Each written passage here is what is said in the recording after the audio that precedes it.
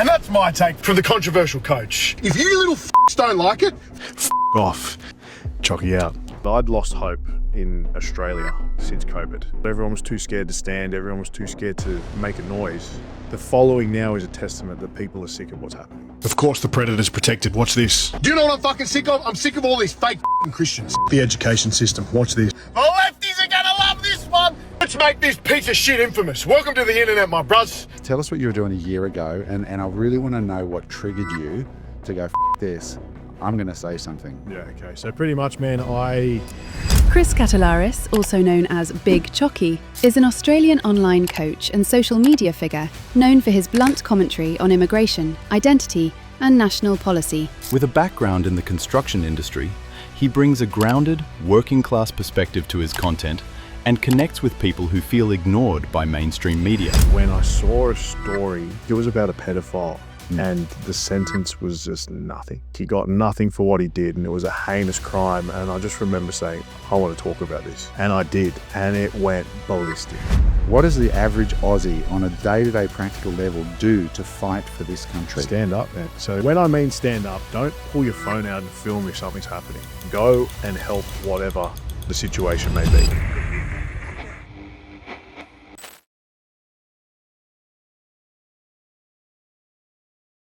What's up, guys? Welcome to this very special episode of Unemployable. Today, I sit down with Chris Catalaris, otherwise known as Big Chocky. Now, Chris has come out of nowhere. A year ago, he was on a building site as a crane operator. Today, he's one of the fastest growing voices in the social media landscape of Australia because he is saying what so many Australians are thinking, and he's saying it with courage, conviction, and articulation. Today, we went into why he does it, what it's like to be in his life right now as he speaks out with beautiful poise about the many issues that are facing Australia as a nation. You're going to absolutely love this one. I ask you just two things. If you like the content, please subscribe to the channel, because the size of the channel determines how many people like Chris will take their time on a Sunday to come to the Gold Coast into the studio to have their voice heard. The bigger the channel, the more people like Chris we can get on. So please do that. And secondly, if you love this content, drop a comment, because Chris will read them, we will read them, and also follow him on Instagram. He's got a great voice. The bigger he gets on social media, the more he's going to be able to get attention and speak and advocate for your rights and your thoughts in this country. With that said, please enjoy this episode of Unemployable. Chris Catalaris, welcome to the show. How are you, mate? Very well, thank you, mate. Thank you for having me. Excited to be here. Mate, it's a Sunday morning. You're here in the studio. We appreciate you, mate. And, you know, for those who don't know your message, go and follow Chris. He's otherwise known as Big Chocky. Yeah, that's me, mate. Chris, I really want to get to know you because your voice is so important in the landscape today. And I know a little bit about your story. Mm-hmm. But I think guys like you that have the ability to articulate what you're feeling and then have the courage to actually do it, to say it, yeah, are in short supply in this country. And your following is testament to how needed your voice is. So I just want to know that we see you, brother, and we thank you for what you're doing out there, because it's not easy to do. No, it's definitely not easy. It's quite a treacherous path, it seems, actually. There's a lot of pushback, a lot of backlash, a lot of threats, a lot of, you name it, it's come my way. But I think the beautiful part is that I'd lost hope in Australia since COVID. You know, I sort of thought everyone was too scared to stand. Everyone was too scared to make a noise. But I think the following now is a testament that people are sick of what's happening. And that's great. Like, it's unreal to see people finding their voice slowly. Although many are stuck in contracts with work, like a lot of the police, the military, so on and so forth, they can't talk because they lose their job. Yeah. Which is why there are voices like myself, Sam Bamford, people like you giving us a platform as well to get long form content out as well. Yeah. Which is unreal. Like, it's amazing. So we spread the message far and wide, and it seems to be hitting home. Yeah. Yeah. We've got Sam in the studio tomorrow, which we're super excited about. Exciting. Young guys like you coming up just give me so much hope for the future that I think, you know, we're finally finding these voices among our young people. Yeah. So look, where I want to start, I want to just get to know you a little bit, and then I want to talk about your journey as a rising voice in our nation. But mate, you've been doing this for for 12 months. A year ago, you were Pretty much. on a building site. Still in construction. Mate, incredible. So tell us what you were doing a year ago. And I really want to know what triggered you to go, fuck this. I'm going to say something. Yeah, okay. So pretty much, man, it sort of stems from my childhood, I believe. So my dad's always been one to go against the grain. He is a leading advocate for medicinal cannabis. He was massive in the industry for medicinal and industrial uses. So he was very much in the aspect of, if the government tell me I can't do it, I'm still doing it because I see the benefit for the people, right? And I grew up in that environment. And there were many times, like, we've been raided before. He's been in heaps of trouble. Right. So I grew up with a role model that says, do what is right, irrespective of backlash. What a legend. Unreal, yeah? And don't get me wrong, heaps of trauma from it. Heaps of trauma from it. And not only that, man, so I'm adopted as well. So I was adopted 2 months old from Colombia. And the reason why I add that in is because people kept saying to me, there's a reason why you're here. You know, and for so long I ran from it. I had like abandonment wounds, trauma issues from family growing up and all that sort of stuff. And as I came to the back end of my construction, now jumping forwards, I was like, what is my purpose? Like, why am I here? It's not just to be sitting on a job site like I was operating cranes or dogging cranes. It wasn't to be building buildings, you know, and our teen years, we were always led astray. Had no positive role models. Dad was obviously doing his own thing. Like, Dad was a great dad. It's not a knock on him, but any boy looks up to role models that they find, whether it be friends or in the street or on internet now. It's not always their father. And we've experienced a lot of loss, like our friends, whether it be death, jail, substance use and abuse. So towards the back end of my construction, I was thinking, wouldn't it be cool to be a positive role model? Like, get out of this shit and just be a positive role model. And in construction, man, it is a toxic environment. Everyone is an alcoholic or an addict. Everyone, right? And generalization, probably 90% correct. So towards the end, man, I was getting sober. And after long weekends, people were like, what'd you do on the weekend? I was like, spent it with my family. And they're like, oh, we had a bender. Like, I was the weird one. I was the odd one out. So then I started leaning into a coaching career. I've been a qualified PT since I was 20. I'm 29 now, but I never used it. I just didn't want to lean into it. It was too oversaturated, whatever. And I thought, this is my opportunity. So end of last year, started a business, slowly started getting clients in, and then crane work started dying down. And I actually got made redundant from one place. And I was like, oh my God, like, I have to do something. I'm stuck. I know I've got no money. I've got 2 kids. I've got a missus at home, of rent, you know, all the bills that everyone has. Yeah. And, I just leaned into it, man. I did get a casual role before I left Sydney on cranes, and that was phenomenal money, which was very hard to leave. So we left Sydney and got out to the mid-north coast, and it was the best thing I ever did because it didn't give me a plan B. So you gave up the alcohol or whatever else you're doing. So you got sober. Mm-hmm. Your job was starting to go away, Mm-hmm. and you thought, I'm going to lean into it. But here's this dude who's working on cranes, and you got a phone in your hand. Yeah, bro. Tell me about that moment when you first picked up the phone. Did you feel like a dickhead? Oh, or what, mate. How many followers did you have? What was actually that moment like? So when it started, there were a handful of mates that supported me, and they were like, yeah, do it. Like, do it. Just start a gym account. Like, I was getting into my fitness career or not. I was always training, but I was really starting to lean into training hard, staying regimented, disciplined, and chasing that, you know? And I said to a few mates ago, I think I'm going to start an account. I think I'm going to start doing coaching. And a few of them were like, oh yeah, cool. And the other ones are like, why would you leave cranes? Like, great money. You know, we do long hours. Like, I was doing 90-hour weeks. You clear $4,500 for a tradie. That's really good in Sydney. That's brilliant. Clear. Wow. Great money, right? And there are boys that make more than that on cranes as well, mind you. So for people to walk away from that or even suggest they want to walk away from it, people think you're crazy. And I remember, like, my first videos, man, they were trash. Walking to site, scruffy hair. I used to have a big mullet or a rat's tail. What were you saying? Like, what were you? It was all about discipline. It was all about being a better man. So this is your fitness stuff before you got into what's wrong with Australia and the political. It was all fitness. It was all about being a good man or a good father. Okay. And I remember one of my first viral reels, I said, you are a dog shit dad if you leave your kids at home for a pub every day. And it went ballistic. Most people attacked me for it, being like, oh, why? I take my kids to the pub. It's like, it just shows that heaps of Australians are alcoholics and they think there's nothing wrong with it. But there is. Like, there really is. But yeah, it all started with fitness content. It all started with me just speaking my truth, telling stories from my life. Like, I was an addict. I was I was an alcoholic. My kids have seen me in some really, really rubbish ways, and I'm not proud of that. And now it's about righting my wrongs and being a good role model, an example for them and other men. And I also played on the fact, or not played on it, but I also used the fact of all of our trauma growing up. I said, I want to be that positive role model for young men out there that don't have it on the street. You know, so I launched a program called Benders to Barbells. So a lot of the boys that I work with are recovering addicts or recovered addicts.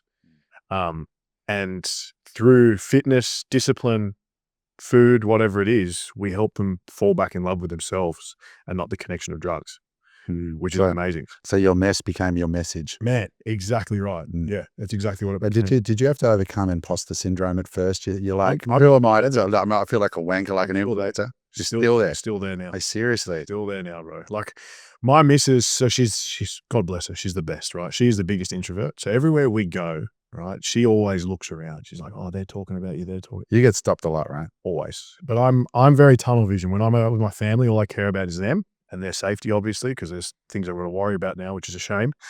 But I actually don't realize how big my message has become. Like when I see 5 million views on a video, to me, it's just a number on a screen. And my missus one day, she went into ChatGPT and she's like, how many people is 5 million people? And it gave whatever response it was. And I was like, wow.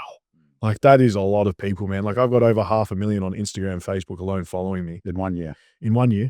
And I just think that is phenomenal, but it doesn't sit. Like it's like to me, and it's probably because of the message I tell my oldest son, I say, these numbers mean nothing. It's who's there when things get hard that matter. You know, and don't get me wrong, I've met many, many brilliant people from it. I've had great opportunities and made great contacts from it. But I think there is still some imposter syndrome in there and just disbelief that I am where I am. I've seen that. I mean, I'm a lot older than you. I'm 51. So I've been through that journey and I've noticed in my own life, but it takes, and also people I've seen go through a journey where they become a public person, which is what you're becoming very quickly. Yeah. It takes a minute for the internal you to catch up to the external reality. 100%. And it'll take some time, but you'll get there. Yeah. And you're so young that you've got, I mean, what you're going to do in your life is incredible if you just keep being true to those roots. Yeah. And I know that everybody who follows you for that massive authenticity that you can feel is real. And you get forgiven for a lot of things. You can swear. Oh, mate. You could be wrong now and then. Yeah, you do. But it's real for you. It's not fake. And that's why it's hitting, which is awesome to see. So what was the moment that made you sort of speak up about the other issues? So you speak about, like, I remember sitting at my local cafe and every Friday I would open the paper because I'd only get the Friday because it had the commercial property section in, which is what I was about. Yeah. And it used to drive me nuts. I'd read the courthouse stuff and it'd say, this offender, you know, just bashed a granny and he's been given 3 months probation. And I'd be sitting there in a cafe going, what the? Yeah, what's going on? What is going on? Like, so what was it that for you? Was it COVID? Was it something else? What triggered you to go into that other content, which has taken you to another level? So it all started, man, when I saw a story, I think it was about a pedophile, and the sentence was just nothing. Like he got nothing for what he did, and it was a heinous crime. And I just remember saying, I want to talk about this. Yeah. And I did, and it went ballistic. People were like, oh my God, because no one watches the news after COVID, and that's something I forgot about. Like people strayed so far away from mainstream media because they lost trust in the system. So then when I saw this story, I'm like, I got to talk about it. Like it just felt right to speak about it. And it blew up, right? And then I saw another story a few days later, and the reason why I touched on this is because one of my clients, so it was a domestic violence case, and he had really hurt this lady, right? But again, got next to nothing for it. So then I spoke on it because one of my clients had lived 25 years of domestic violence and survived. Like she was nearly stabbed to death. And I was like, I have helped a lady get through the trauma of abuse. I understand how they feel. So I did another video on that and it blew up. And then from there, a lot of the ex-military dudes I speak to, they say, you're great at pattern recognition. So I started noticing trends and I was like, okay, well, they're very soft on these people. They're very hard on these people. And then I looked at the bigger picture as like, okay, well, the people they're soft on are the ones that actually are getting some pull from the government or they're coming in easier. And the people that are already here get smashed. And then I leaned into that and people were like, oh, like they started joining the dots together with my content. And from there, man, I've just kept going. And the way that I see it as well, one of my mentors taught me this. He said, everything that you speak about gets an emotional response. And that's why people engage with it. And I never did this for rage bait, right? I never did. If I wanted to rage bait, I could say some really dumb stuff. Like instead, like I speak my mind. It's authentic. It's true. And after he said that to me, I started to think about it when I was scrolling through and I saw a news story. If something popped up and I was like, oh, that made me mad, I'd do a story on it. And then I'd realize like, this is what's happening. But what it actually has done, which is amazing, is it's woken up a large population, like a large part of the population, I should say. Because I've had mums message me saying 3 years ago, I would have never listened to you. But now they see the environment of Australia changing and they're like, he's right. Sadly, you've got no end of content now. Which Every day. That's horrific there's though, right? Shit. Which is horrible. Like I wish there wasn't, man. And I think it's funny, like Sam and I, we do talk here and there. I always say it's like a good cop, bad cop. So my content's like, wake up, motherfucker. Something is wrong. Yeah. And then people stumble over Sam and you get his cool, calm, pretty face and he's talking for 3 minutes calmly about how He's getting him all pissed off. which is it's good. It's good to see. I always say, I'm like, yes, you're getting angry, swearing at him, calling them names, good. But it's true, man, because it's like you need that thing, the circuit breaker to say like, wake up, something's wrong, like snap out of your days. And then you stumble over someone like Sam and it's like, these are the things we should be doing here. And people are like, and he's military, right? Ex-military. that's right. And you can't argue with a veteran, right? He's got the right. That's exactly right. He's got the right to Exactly speak right. up and say whatever he wants. Exactly right, man. And you know what's interesting as well? So something that I always say is that people like Sam, so ex-military, they've seen violence. They've seen societies collapse, right? They've seen things go diabolically wrong. They've lost friends, the whole lot. So if anyone could talk about it, it's them. But on the flip side of that coin, and this is what I try and stress to so many people, if you lived a suboptimal life in the underworld prior to changing for good, you've also probably seen violence. You've also seen how the system works. You know that the system is corrupt as well, but from the other end. So when you have a multifaceted attack of people coming from whatever walk of life you've once been at, saying this system's broken, people start listening. Like there's this guy that he's recently come out of jail, lived a life of crime, right? And he's now coming out telling everyone it's the wrong thing to do. And he's blown up because they see that he's had a history and he's here saying, it's not life. And he agrees with my message. It's real experience. He said to me the other day, he goes, I should have been deported. He goes, my family came here, they're Islanders. He said, my family came here, gave me the best opportunity at life, and I spat in their face. So now it's my opportunity to right my wrongs.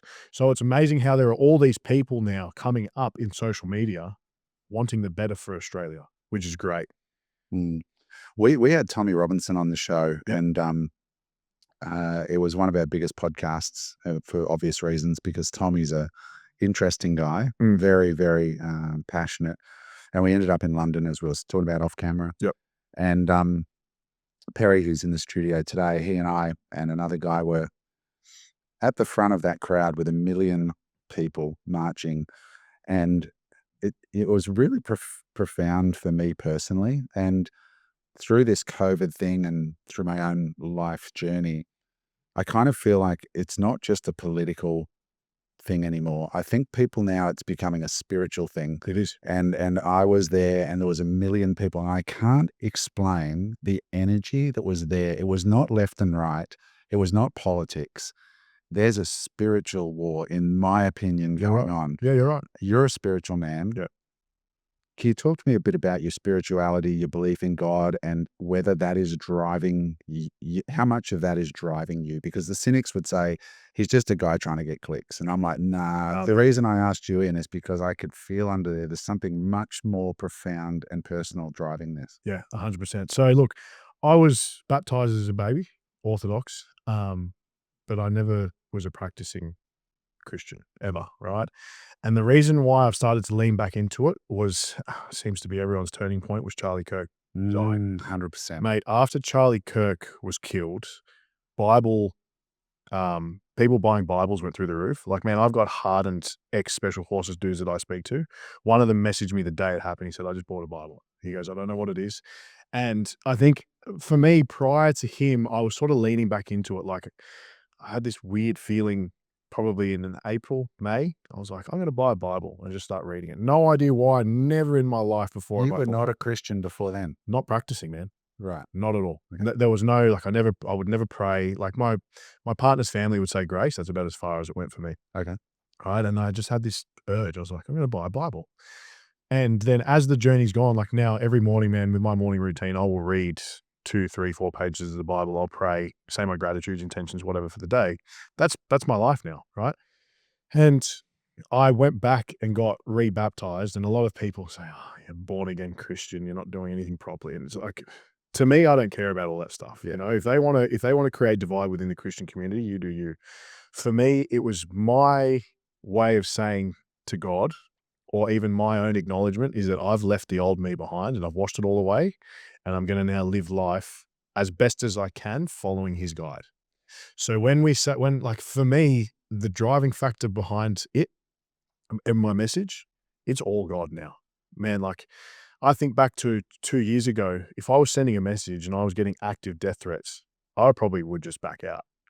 Now I just give it to God. I'm like, man, what's meant to be will be. Like I say my truth, although some people do misconstrue the message. I say what I believe to be true. Yeah. And I feel as though many people are doing the same thing now. So they're finding God and they're just allowing him to take the wheel. They're just accelerating. And it's really interesting. Like the people that I've met through my journey to finding God in this past year, they are great individuals, man. They are real people that really care. They're genuine, they're loving, they're full of respect, and they're understanding. You know, like I feel as though, coming back to the whole spiritual warfare thing that you're getting at, Christianity has been so heavily boo-hooed and watered down, and people believe that Christians need to be tolerant of everything. Like you look at the LGBT movement, we don't have to be tolerant. Like Christianity is not about tolerance at its core in any way, shape or form. Like it's about standing true to your morals and living a good life. Yeah, you love and understand thy neighbor, but it doesn't mean you bow down for someone to walk all over you. And I think there's this Irish guy. It was a great reel. It's gone ridiculously viral. He was like filming himself outside of a church in Ireland or Scotland maybe. And he was saying, everyone thinks that being Christian is like being the Ned Flanders of the world now, because we've been so heavily programmed to think that you're weird, you know? And even my wife made this great point to me the other day. She goes, no one bats an eyelid if you bender from Friday to Sunday. No one bats an eyelid if you drink every day. No one bats an eyelid if you break laws. But if you start going to church on a Sunday, you're the weird one. Do you know? In Australia, you're the weird one if you don't drink. You're the weird one if you're, not addicted to sport and whatever. Exactly right, man. So, but yeah, back to the spiritual warfare thing. It is, man. It well and truly is. They've watered down Christianity to a massive point where Christians believe that they have to accept everything and anything that people throw at them. And who is they, Chris, in your mind? I'd probably call they. You see, it's hard to say the government. It's the people that control the government, and people are going to say, well, what are you talking about? Well, you look at, like, we could call them the deep state. You could call them whatever you want. State. Well, yeah, World Economic Forum, whatever you want to call them, because there is a trend around the whole of the West. So it's not just the Australian government. It's whoever's pulling the strings. And by watering down society or Christianity, you're easier to control. So even, let's go back to what I'm like well-knowledged or well-versed in, I should say, the drop of testosterone level in men through foods, through microplastics, through alcohol consumption.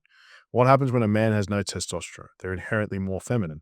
What happens when they're more feminine? They're less likely to stand up. More placid, more compliant. Like down in Bondi Beach when they took our weights away. Yeah. Literally, the Waverley Council said there's too much testosterone on the beach. Insane. And it's like, I think our women are going, where are all the real men? Yeah, they are. They packed up their weights and, That's right. And man, like I think back to COVID, right? So I was at the very first COVID rally in Sydney. The energy was amazing. But the thing that I noticed personally is that I thought it seemed as though there were more women. And that, to me, I was like, why are there more women here? Like the women, someone's going to call me a sexist for this, but the women should have stayed home because it's not a safe environment. You're definitely going to get hammered in the comments. I will. But like, look, realistically speaking, I wouldn't want my wife going somewhere that is potentially where she's going to get arrested when I could go. Do you know what I mean? That's we can call it sexist, but that's fact. I don't want my wife putting herself in jeopardy when I should be the one doing that for my family. Like if my family has something wrong, I should be the one saying something. Yeah, it's interesting that, isn't it? Like, I wonder, I think partially that was probably because there's a lot of mums Oh, 100%. and are marching for their kids. I agree that. Yeah, I I agree. saw a lot of that in the UK Yeah. when there was a lot of women on the streets, and I would ask them, what message do you have Yeah, for Australia? And they would say, stand up sooner and harder than we did. that's right. And I'm like, why are you here? I want my kids and For my my children. grandkids to see that I stood up That's right. against tyranny and this evil battle. I mean, it's not Muslim Christian. No. And this is a big mistake that I get a lot. And I'm sure you've probably been Man. tarnished with some really unfair brushes. People see a clip and they think, I know everything about Chris. He's a racist. He's a clickbait hater, whatever. But they don't see anything more than that. And it's not Christian. It's not Muslim. There's good and evil in both of those religions. Exactly There's right. good and evil in the Jewish community. There's Yep. good and evil in the Christian community. It's about values. Exactly. And I can't remember who it was who said that unfortunately, the Christian faith went through a reformation and a lot of the bad shit, the bad ideas were left behind. Correct. Whereas with the Muslim faith, the Islamic faith, they haven't had that reformation. And so now you have this community where a vast majority of Muslims are peace-loving, amazing, kind people. I do a lot of charity work in Indonesia, I have done for years.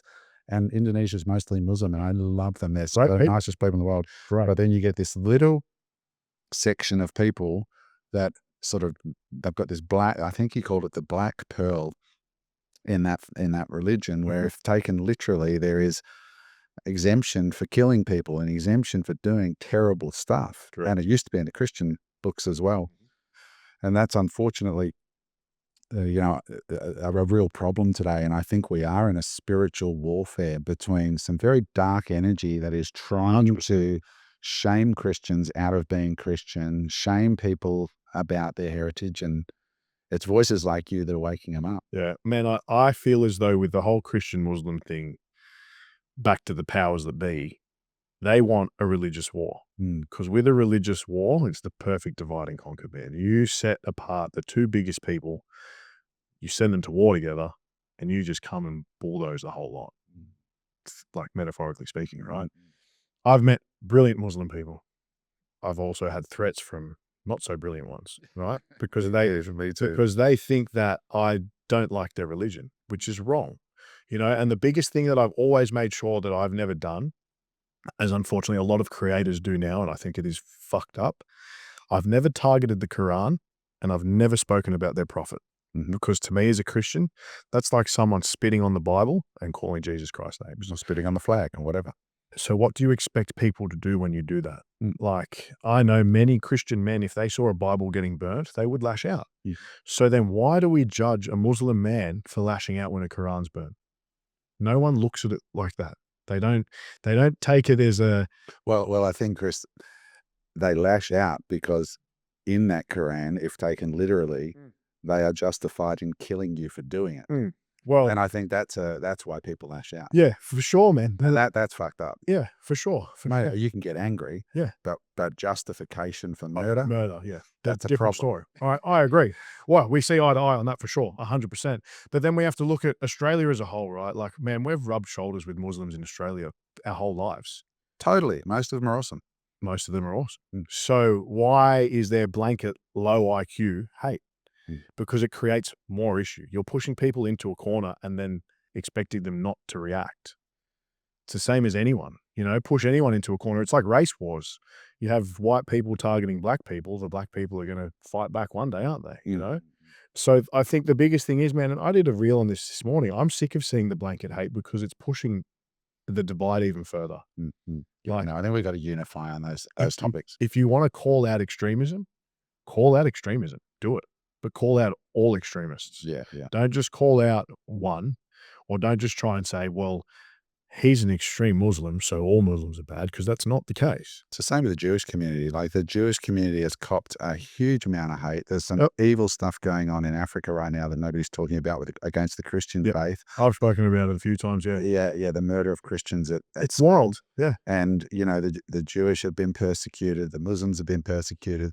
Everyone's been persecuted. Everyone. It just seems to be changing around. So let's move on from there. So let's talk a little bit about your experience with, I'm a huge Elon Musk fan. I Mhm. cop a lot of hate for that. Yep. And one of the major reasons I'm an Elon Musk fan, apart from the capitalist side of me that has enormous respect for his ability to execute Yeah. business, Yeah. say what you want, but the guy knows how to make money. 100%. But when you talk about the more important things, he's been a hero of mine because of giving us a platform at scale that is not censored, which is X. Which is brilliant. And when a lot of people don't understand the importance of free speech, Yes. right? And Elon said it best when he said, it only matters when you're prepared to defend the opinion of somebody you completely disagree with.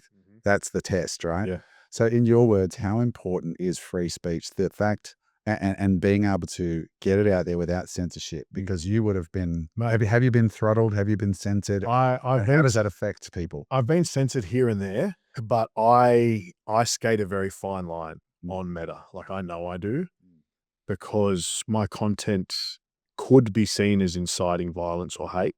It could be seen as trying to bring rage to the community. So I have to tread a very fine line. My censorship hasn't been too bad, but I think the whole idea of free speech, like, we need it. As soon as a country loses free speech, you're no longer a democracy in any way, shape, or form, man. And I even said the other day, I'm sure you guys would have seen that neo-Nazi that got deported, right?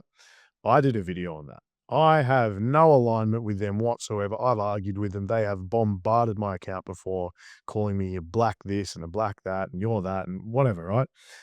But even I saw that was wrong. Why? The police approved a peaceful protest.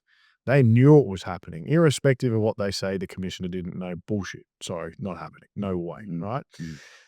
And then they deported him, but just 3 days later, an Afghani immigrant sexually assaulted a 15-year-old girl and they kept him here. So where's the logic, man? And that's why free speech is important, because, and people commended me in the comments for that. They were like, man, we know you hate them. Like, you do not see eye to eye on anything. But the rule should be, if you're allowed to exercise your free speech and you're not hurting anyone, do it. Yeah, it's like the bringing home of the wives of the soldiers that are fighting against us in other countries. The ISIS brides. Yeah, the ISIS brides, and It's- bringing them back.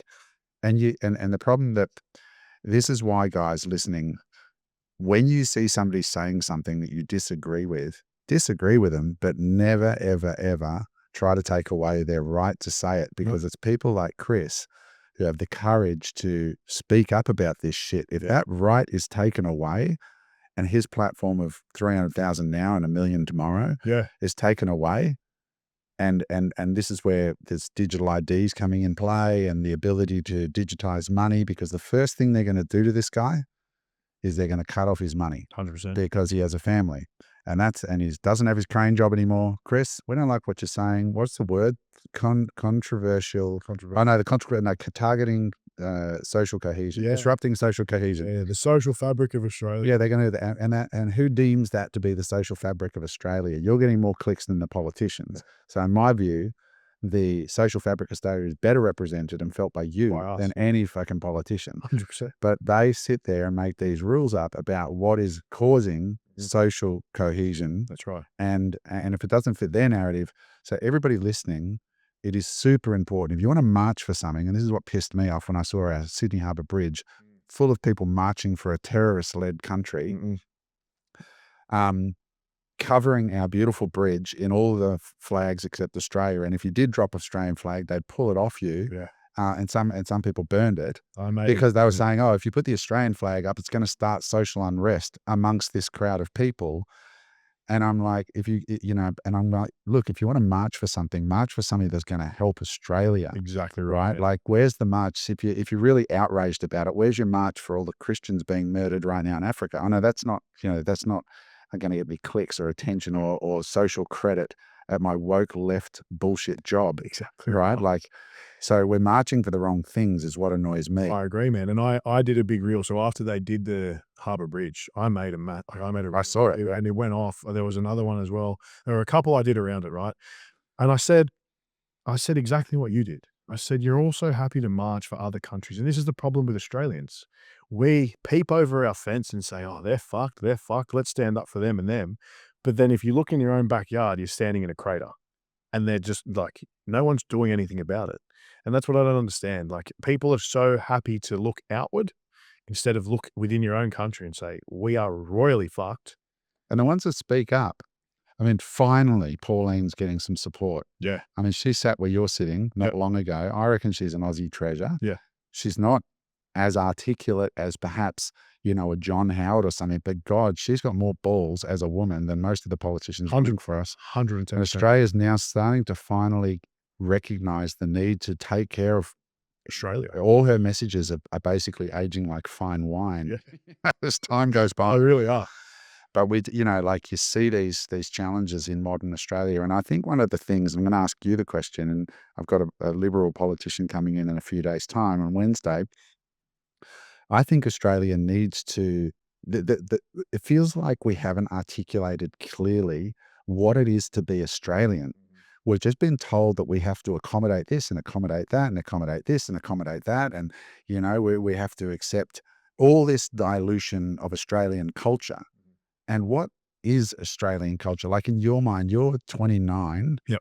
So, you know, in my generation, we saw America's Cup and we had the number one sporting moment in Australian history is a sailing race. Can you imagine that? Crazy. Like, who the fuck sails? Sorry. Nobody sails. But we beat America in this incredible tournament. And Yep. for people of my generation, I've interviewed John Bertram, Yep. who was the captain. It was the most unifying sporting moment. And we have these sort of seminal moments in Australian history that are burned into our consciousness.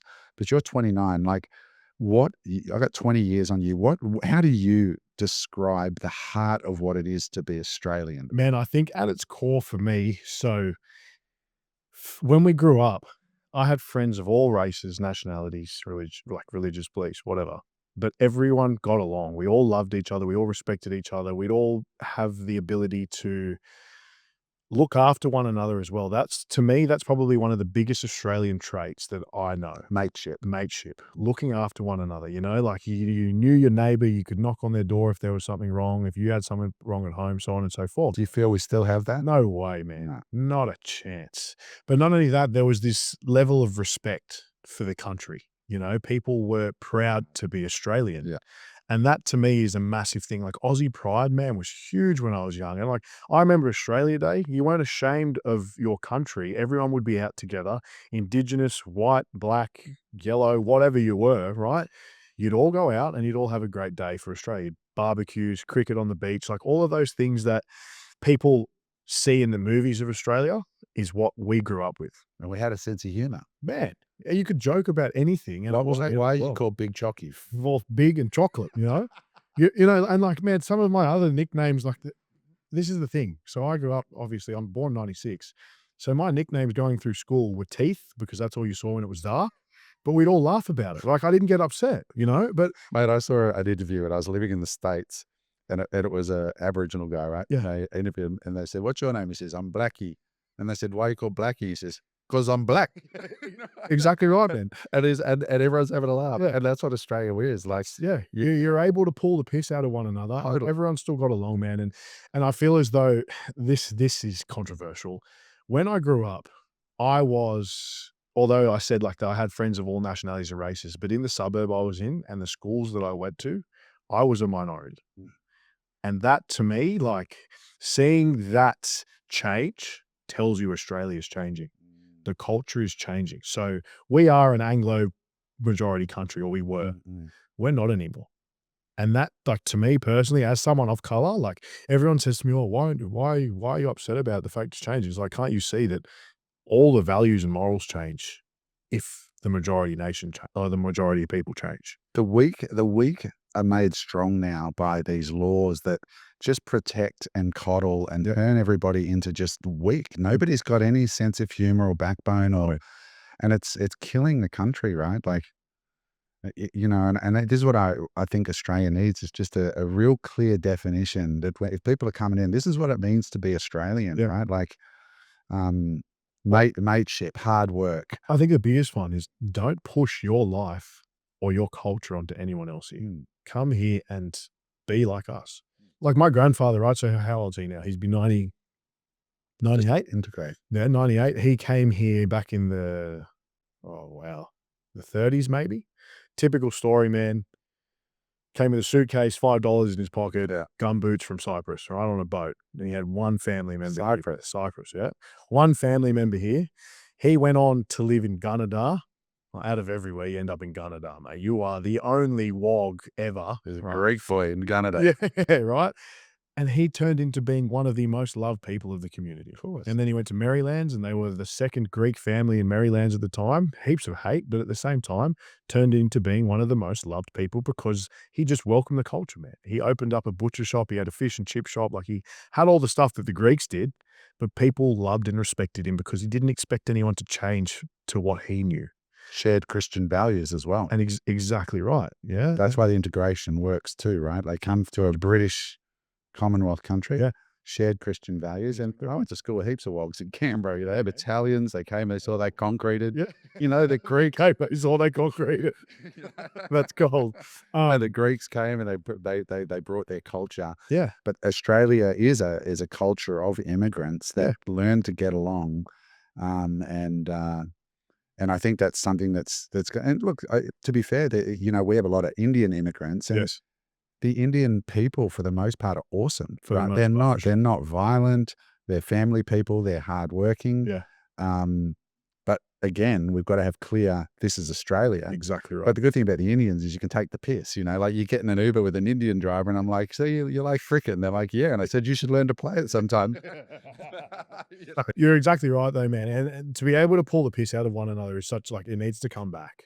It really does, because everyone just gets so offended now, you know. But I think something that really is interesting to me, it's sort of digressing a little bit, but white people, especially the left, like Anglo descent people, they don't want to protect their culture.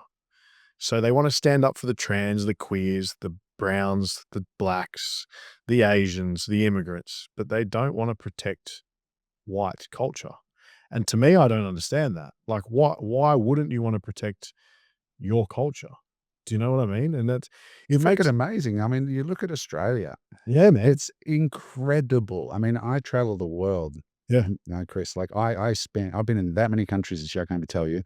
And you come back to Australia and it's fucking amazing. That's great. It's beautiful. The Aussie culture is like, when Australians are at their best, I reckon they're the best country in the world. Tier one people. Tier one people when they're at their best. 100%. But lately, we're not at our best. No way. You know, we're pissed off. We're stressed out.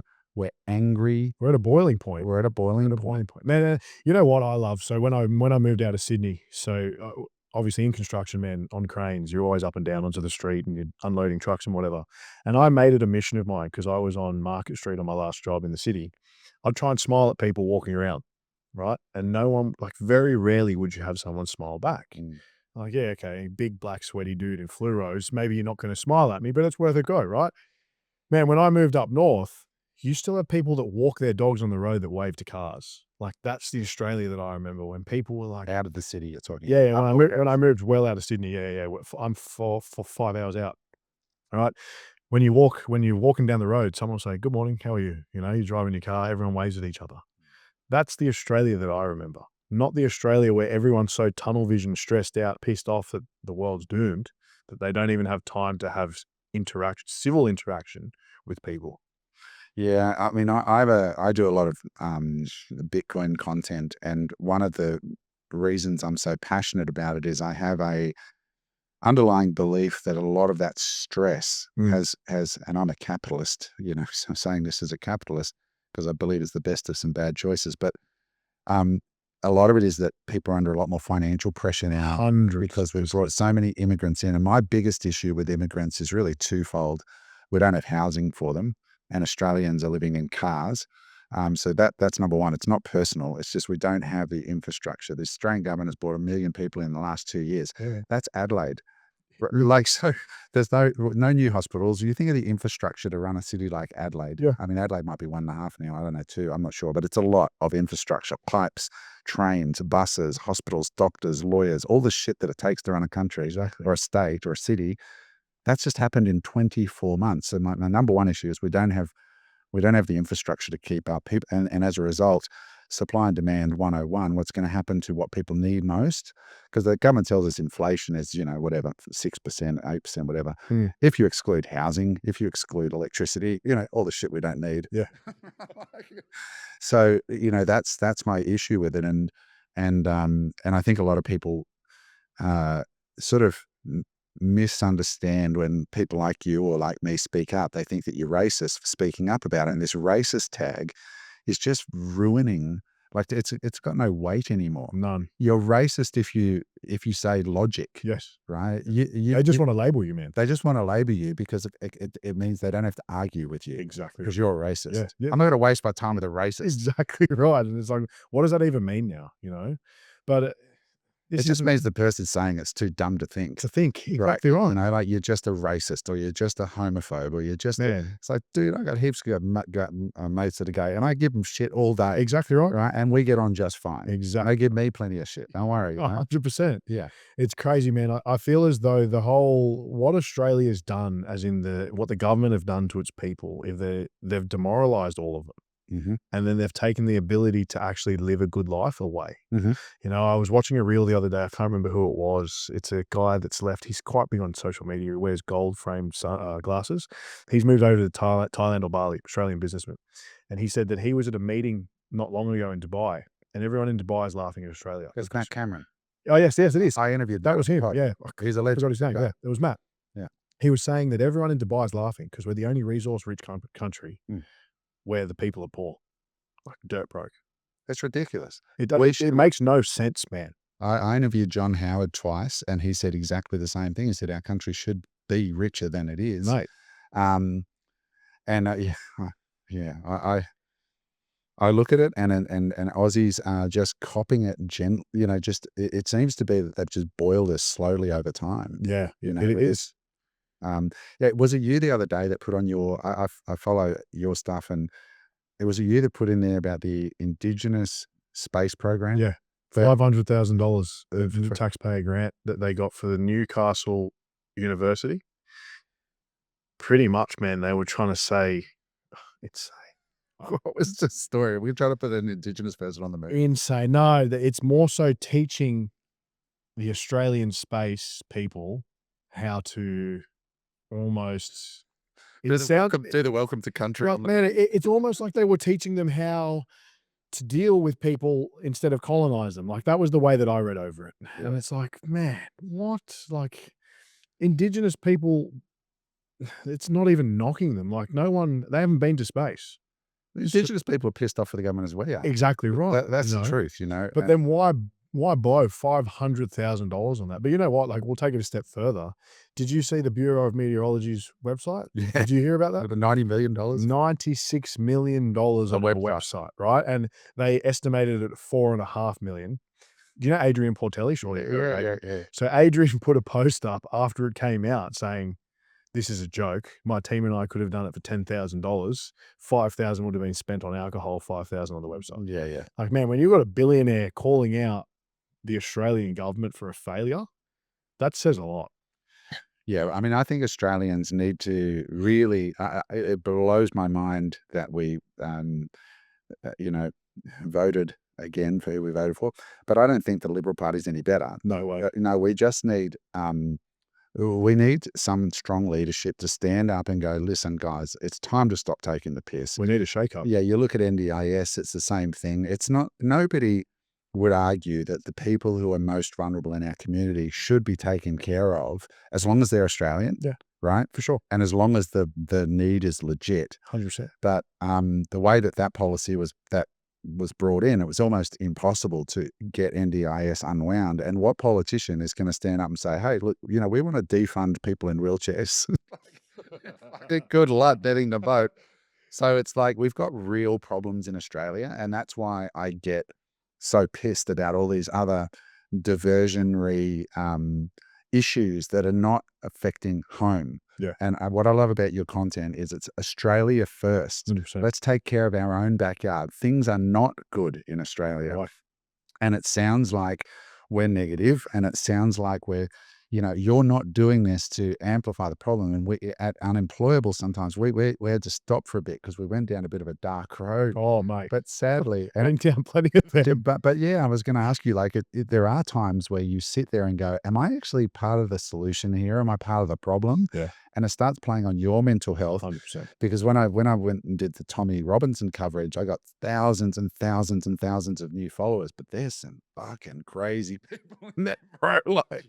Like full on, like, ready to blow shit up. Yeah, man. Yeah, For man. real. Fucking crazy people. And on the other side too, right? Yeah, Like, and yeah. oh, dude, like, it's scary. Some of the on both sides. It's crazy. And it's a real issue. So I feel, for me personally, right, the whole emotional drain that came during COVID.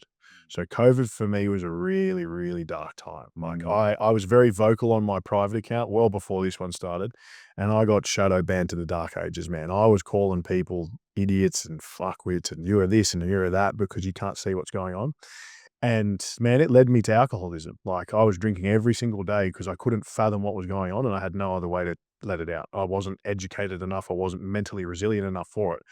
So I think for me, that was a massive learning curve though, because now when I fast forward to here, I've had that exact support. Like, am I part of the solution or am I just throwing petrol in the stoking hate and darkness? right? And the way that I see it and the way that I try to do my content now, and I have sort of changed a little bit because I felt as though some people were seeing my messaging more for hatred, and I don't want that, right? So now I try and frame it as like, your government is fucking you every single day. Wake up.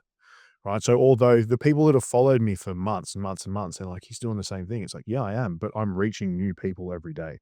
And that's my goal. So for example, man, I was sent something, a father reached out to me. He sent me an excerpt from the Australian passport. Like, he was applying for one for his daughter. Top point, make sure child is resident. Second point, make sure child is under 18. Third point, if the child is married, do an adult form. And I was like, hang on. If the child is married, you do an adult form. And I was like, hang on a second. Are you joking? And I sent him a voice memo back. Is that like, a typo? Is that for no, it's real. It's real. And I was yelling down the phone and I was like, no, I'm not yelling at you. I was like, what the fuck is going on? And he goes, this is sick. Like, this is twisted. He's like, do what you want with it. So I did a reel on it, right? And people fact checked it and it is fucking there. Right. So our government are fucking us. And then you go that step further. accommodating that? Child marriage is legal in Australia if the parents give consent and if a court gives consent. And what's the definition of a child? Under 18. Okay. But no under 18s can get married to each other. But what's the limit? It didn't say. So you can get married at 12. Well, it didn't say. This is the problem, That's why I did a reel on saying, what the fuck is this? And for the first time in a while, I left it to my followers. I said, I actually don't know how to feel about this. Like I said, as a father, this is wrong. But I go, what do you guys make of this? And everyone's like, this woke mind virus is fucking wild. Man. I don't know if you saw that story. I think Tucker Carlson and Piers Morgan, you might have done a reel on it, where that woman was raped and she called the guy a name, a racist name, and she ended up going to jail for her racist comments, and he got off with good behavior. insane. It's like, man, what you're living it. You are literally looking at the erosion of society. Like, there's no other word for it. Like, how can you send her to jail and let him go?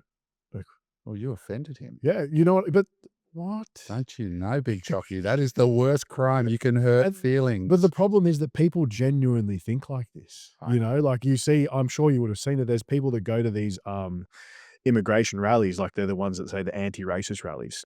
And they go and interview people and they say, how many immigrants can you fit in your home? Yeah. Can you house them? And they're like, oh, not right now. And it's like, well, where the fuck are they going to go? And it's a great point, man. Like, even I've argued with my mum about this. I said, Mum, it's out of control. Yeah. And Mum runs an Airbnb in rural New South Wales as well. And I was like, Mum, it's out of control. She's like, no, it's not. We need it. And I was like, Mum, I go, how many would you home? And she goes, well, I can't home any. I said, close the Airbnb, look after the immigrants. And then she starts to realize, she's like, oh, like they've got nowhere to go. So then it's like changes. In business, we call it culture, right? So like when you've got a business that has a toxic culture that comes from the leaders down, it needs a complete reset. And in Canberra, the guy from the Two Worlds Collide podcast, Yep. what's his name again? Sam. Sam. Yeah, Sam did a post a week ago where he actually showed footage from Canberra in the last couple of weeks of the 4 politicians there that are just chastising Pauline. I did the same. Yeah, and you see that they're chastising nailed- Pauline, and she's actually making fair points, right? She's making fair points, and Sam's just calling him out one by one. Shut the up, like. But it's just like this culture in Canberra of virtue signaling, Yeah, man. and mate, it just needs to stop. Yeah. And they need to start to put Australia first and 100%. listen to what Australians are and go get back to those grassroots and listen to guys like you, because you've actually got your finger on the pulse of Australia. Exactly right, man. And it's funny you use the example that you do with the sort of the business culture. I said the same thing yesterday on a podcast I was on, not online, because I've worked in heaps of crane yards where it's shit from the top and it seeps all the way through to the bottom, and it becomes dangerous, toxic, just disgusting. And it's exactly the same as Australia right now. Yeah, we've got toxic leadership, and we've got all these clowns standing around in Canberra that are not being, and it's just like people who are, the racist label is like being used in the same way, like, oh, you're just far right, or you're an extremist, or you're crazy. The far right actually hasn't moved. No. It's just the left has gone so far out. So much. Where you were sort of in the middle before. Yeah. Like, it's just wild, and you get called a far right extremist. Tommy Robinson it's never Tommy Robinson. Yeah. It's far right extremist Tommy Robinson. Yeah. And they fuck with him till the end of the year. It's like when he left London, he said to me, I'm going to have a little break. And he jumped on a plane and went down to, where did he go? South America somewhere. And he got off the plane, and the government just to fuck with him, rang ahead and said, don't let Tommy in. And they put him into custody of the airport, and they said, you can't come into the country. And then he thought, okay, well, can I go somewhere else? I said, yeah, you just can't come here. So he jumped on a plane, went to Panama. They did the same thing to him in Panama until the mayor of Panama found out about it. He didn't know. They let him in. And then the mayor of Panama sent a black car and said, pick him up, bring him over here. But that's the government. There's this toxic, childish bullshit. Yeah, man. And we just need somebody to go through there with a bloody flamethrower. Yeah. And just, you know what I mean? Seriously. Yeah. We need a dose of Pauline, or, Pauline might be too far one way, but we need to go that way. That's right. Do you agree? I agree. We definitely need a mass shake-up, man. 110%. Like a massive shake-up. But there was something I was going to say. Never mind. I'll come back to it. The thing that we need is a whole culture change. So whether or not Pauline would be the culture change we need, because I think she would lead to more upset with some circles, which could also turn ugly. It would be a great start to sort of step in the right direction. Correct. It would shake the whole foundation, because the whole two-tier system, the two-wing system, it's wrong. Like, it's not working. It is well and truly broken. It's cooked. It's finished. So then it begs the question, who's next? And will we see a new party try and rise up that's a grassroots party and people behind it, and everyone's like, that's them. Like, we need to get behind them. We may. But there's a part of me that sort of thinks, is it too late to fix this with politics? And you need like a calm civilian rising. I'm not one for violence, man, because violence will achieve nothing. As soon as violence breaks out onto the street, the government just blanket rules like no tomorrow, and laws and legislations, and then you're finished. You walk straight into the social credit system. It's all over. So it needs to be peaceful is the biggest point that people need to stress at this point, because like I said, you play their game, they're going to win. But culture change is needed ASAP.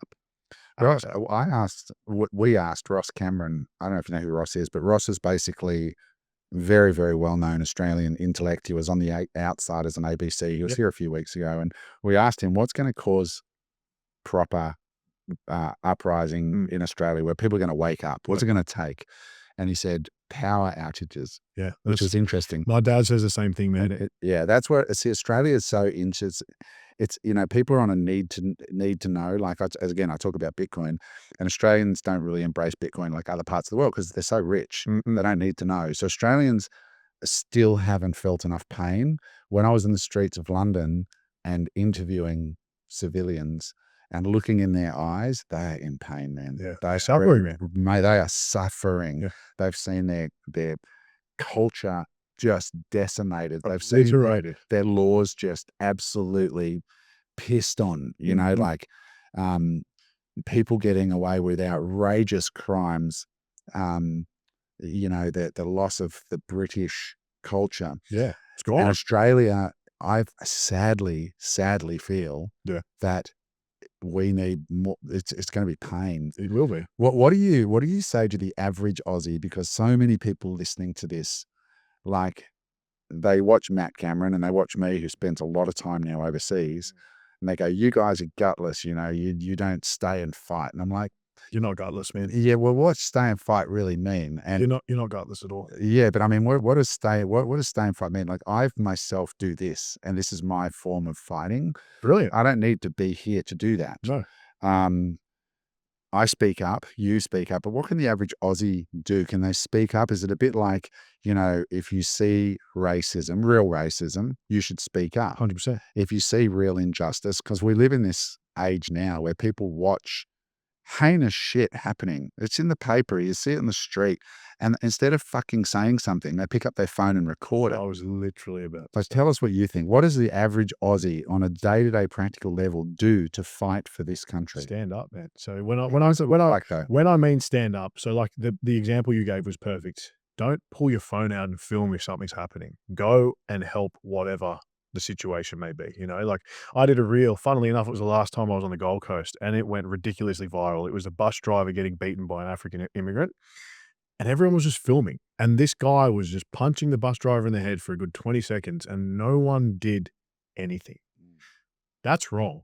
Like, if you are that desensitized, I don't want you in my society. Get out. Well, again, I think that comes back to your point of you need men on that bus. Exactly Like, right. no offense, ladies, but we don't want you No, going, man, because I you'll would- be the next victim. I would hate to see a little 5-foot lady try and break up a fight and then her get punched in the head because I was I was not manly enough to go and stand up to that guy, you know? I know a few 5-foot Aussie ladies that would stand up Man, so do I. in their hearts. 100%. But we need men who are not full of plastics Yeah. and not Be a man. not embarrassed to be white Yeah. and not ashamed of their country and not being fucking conditioned to apologize every time they fucking step on their own soil that they were 100%. born into. Yes. And that's what pisses me off about that call to country is I'm like, if you were born in this place, Yeah. the Indigenous were born here as well in the same way through no Like, we didn't colonize. It wasn't us. No, You know? that you were born here. Yeah. If you were born here in the same way the Indigenous were born here through the fate of God. Yeah. God decided this soul gets born here. That makes you Australian. That's right. And stop apologizing and don't ask me to apologize. Because I'm not going to. No, when you're kids, if I can. So we need men. 100%. Not only No, that. no, we need women too. I'm not saying we don't need women, and women have a very important role in society as well. Yeah. But we do need our men back. Real Australian men. Real men. Not only that, man, one that I see with all the trans stuff that's sort of starting to creep its way into society, stand up to it. So That's do you think that's falling away now? nah, there Do was you think it's still there? Sydney City the other day, they had a Christmas Carol event and he considered himself a trans woman, but this bloke was just a bad cross-dresser, right? Jumping all over the stage. I saw that. Yeah, you saw that? No one did anything. Like the mum that took the footage, she actually reached out to me because she saw I ran with it. And she was like, I was yelling at him, but she goes, no one else did. So I just didn't want to get arrested. And I can understand that. No one wants to get arrested with your kids. But, That's the problem though. well, this is the next problem is what I'm about to say. The childcare system at the moment, right? There have been some heinous, vile predators inside Australian childcare this year. Yeah. I get messages from parents that are too scared to go to a childcare and say, hey, we don't feel very good about this guy being here because he's giving weird vibes or whatever, because they're at fear of being called homophobic. Mate, if someone weird is looking after my kids, I'm telling the people that run that place every day until he's gone, or I'm going to band together with all the parents and do it. Like, parents need to come together. Perfect example, I was approached by a lady who was telling me a story. Their school, a staunch Catholic school, was teaching trans ideology to year 7, 8s, and 9s. And the parents banded together and they got it taken out of the curriculum at that school because they said, well, you're right, like, it's not Catholic. It's all fucked up, dude. Like, I noticed 2 weird things myself when I got back. One thing I love seeing is young kids working. Yeah. And I don't know if it's just me, but like this morning when I was coming in here, I went and had a coffee, and there's a 12 or 13-year-old boy behind the counter. Yeah, man. And, and I was like, "What's up, legend? How are you?" You know? But there's this tiny little part of me thinking, fuck, I'm talking to a 12-year-old boy as a 51-year-old male. Yeah. And it's so fucked up that even crosses my head. Because you think of how Because I'm thinking someone behind me with their pink fucking hairs going, "Oh, there's a fucking pedophile." And crazy. And boys need men. And I said, "Mate, you're a little legend, mate. Like, what's your name?" And if you take any interest in them now, people like, it's just because when I was a kid, I was that kid, Yeah. And we need to just get back to just fucking normality. 100%. Where men can have that conversation with a young man and not feel ashamed. And at the same time, when we see shit that's wrong, we need to be able to speak Call it up. out. That's right. Call it out. Coming back to that thing about Australia needing to experience pain, you're so right, man. Like when you think about it, there are so many young people or the younger generations complaining like, I can't buy a house, but that's not causing you pain. You can still afford your groceries, or most of them can. Mm-hmm. There are many that can't. But like my old man says, it's like when the power goes out, like who was the guy that you spoke to? Ross Cameron. Ross. Yeah. So like Ross said, when the power goes out or when you can't put food on your table anymore, or the grocery stores have no food, that's when you're going to see issues. And that point that I stumbled over before that I completely forgot, I think the thing that's semi-protecting people like myself and Sam from the government is that if the government silence us, where does that mass go? They become more extreme. So you look at Charlie Kirk, he got shot. Now they've all gone to Nick Fuentes. They've gone more extreme. So I think that is sort of like a little shield that we've got at this point in time, because if they hit that and they cut our cords, where's everyone going? There's going to be 10 more heads that pop up. And they'll be worse than us. Yeah. They'll be worse than us. Like, because they'll be pissed. Exactly right. You think of it this way, right? You look at how much the NSN have, the neo-Nazis in Australia, how much popularity they've gained, right? And it's a shame that they have, but they have, because they're staunch on their views and they want to protect their white culture, right? Mm-hmm. If they shut down Sam or I, the most moderate white men will go straight to them, straight away. What do they do with you, mate? You're like a black right winger. Exactly right. You remind me of that Clayton Bigsby skit by Dave Chappelle, the black white supremacist. That's gold. Gold. You've seen it, right? Yeah, I have. That's funny. But yeah, there's a parody in there. So all you young bastards in Australia that make the satirical content that makes us laugh so much, there's some jokes around this one for sure. So look, we're running out of time, but I've got a few more questions. There is also power, like you said, put down your phone, stop filming, and start acting. I think if you are if you're a young child or a female that isn't able to step in when the black, might be the black guy, could be the white. If there's violence, if there's things going on that are bad, there is also power in the phone. Like, like filming is important. Yeah. So for those people who are like you, like I imagine on the work sites, you would have been a bit of a laugh. You would have been a lad that all the guys are like, fucking Chocky, you should go on Instagram. You'll be big. Matt Cameron was the same. Yeah. Matt's a property developer. Yeah. And he'd go into meetings and everyone say, Matt, you got to be the face of the brand, like, cause he's funny and he's polarizing. You remind me of him in that way. You're smart and you can talk.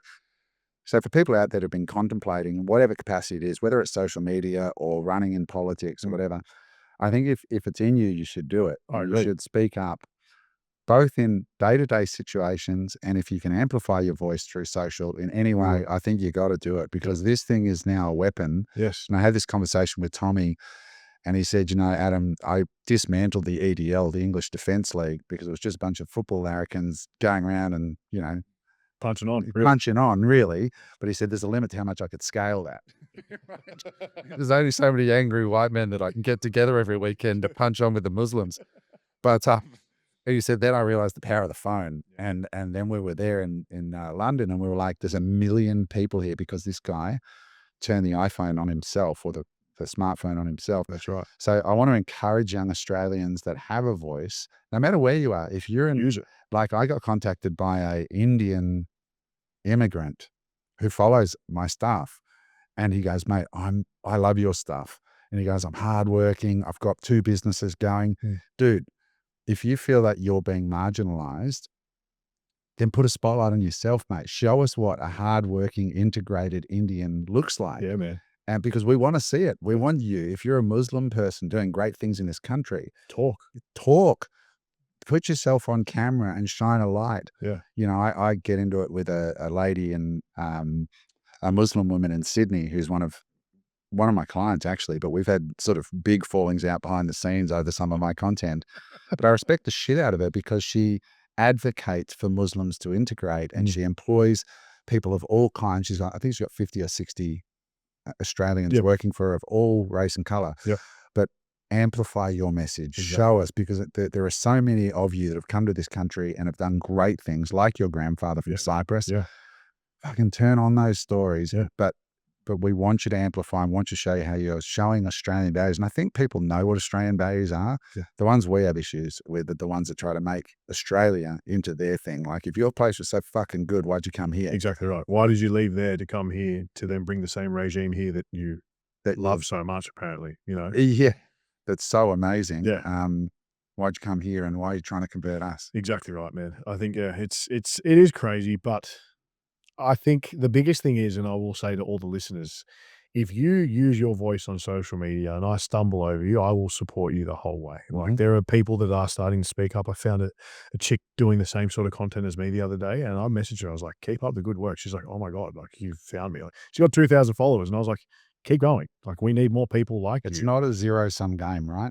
This is a game where we need more voices. And that's why I reached out to you. I had the team reach out to you. See if we can get Big Chocky. See if we can get Too Well Done.